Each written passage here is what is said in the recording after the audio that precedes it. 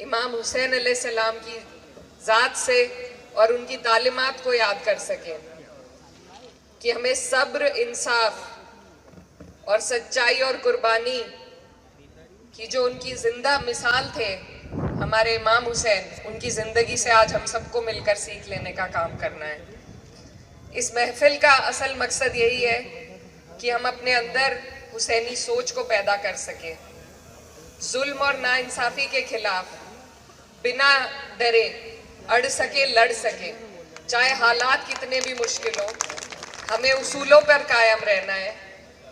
यही असली हुसैनी सोच है।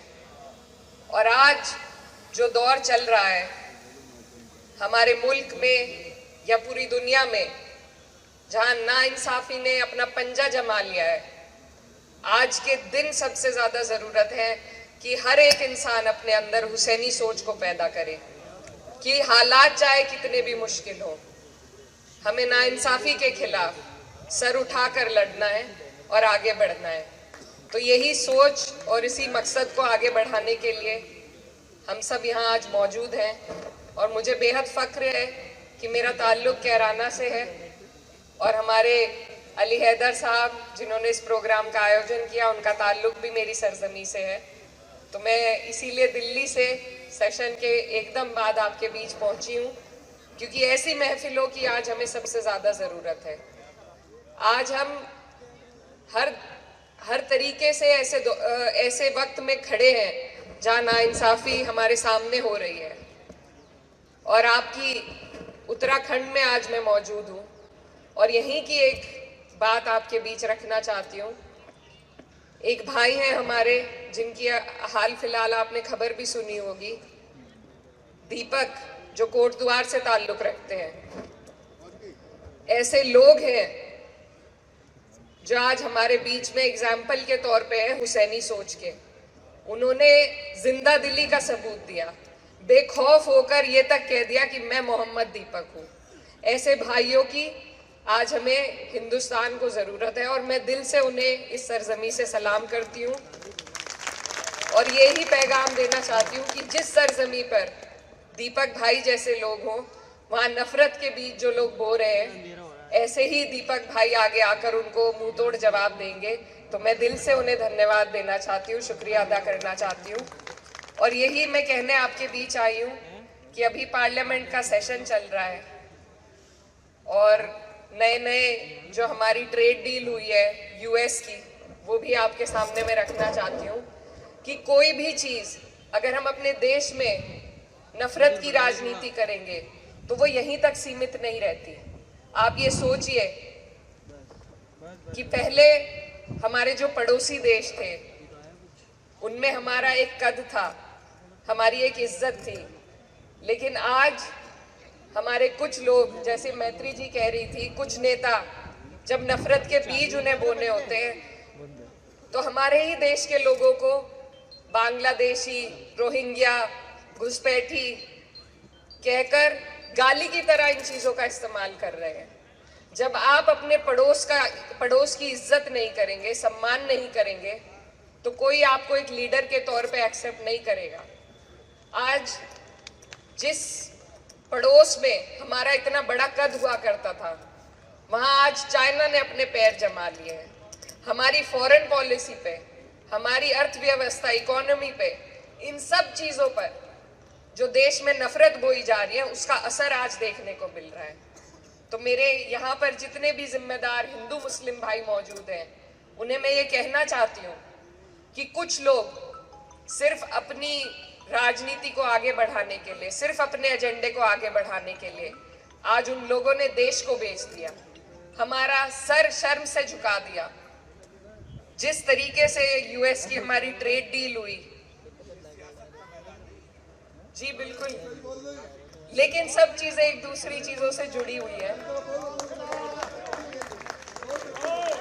मेरे लिए देखिए, हमने इंग्लिश में भी पढ़ा है कि पर्सनल इज पॉलिटिकल, और मैं नहीं मानती कि कुछ भी राजनीति नहीं है, सब चीजें राजनीति से जुड़ी हैं।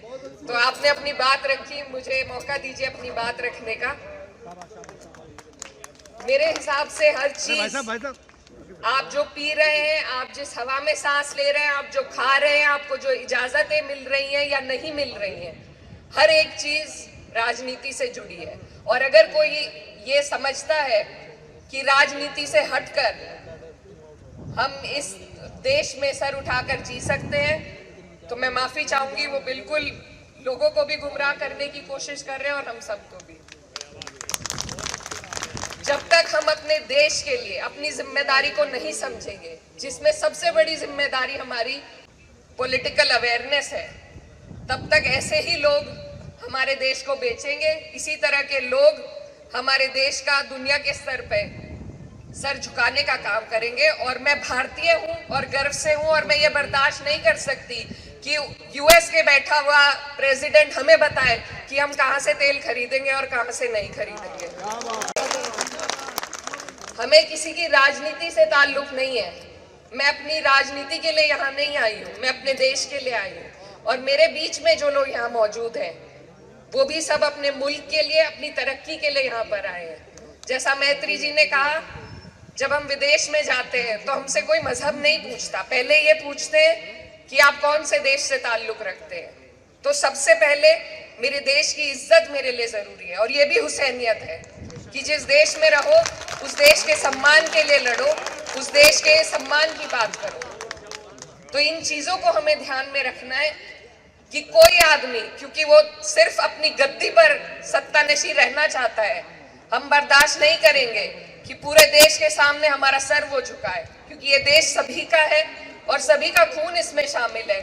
और ये जो डर के जीने का एक डर लोग पैदा कर रहे हैं कि ये मत बोलिए, वो मत बोलिए, ये सारे अधिकार आपको संविधान से मिले हैं।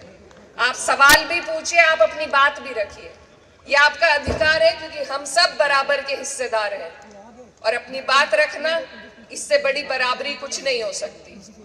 तो ज्यादा मैं इस महफिल को राजनीति के तौर पे नहीं रखना चाहती, लेकिन ये बातें बेहद जरूरी हैं हर मजहब के लिए, हमारे देश के लिए, और नाइंसाफी से लड़ने के लिए। जिस सरजमी से आपका ताल्लुक है, वहां जब मोहम्मद दीपक जैसे लोग हैं, तो मुझे उम्मीद है कि इंसानियत जिंदा है।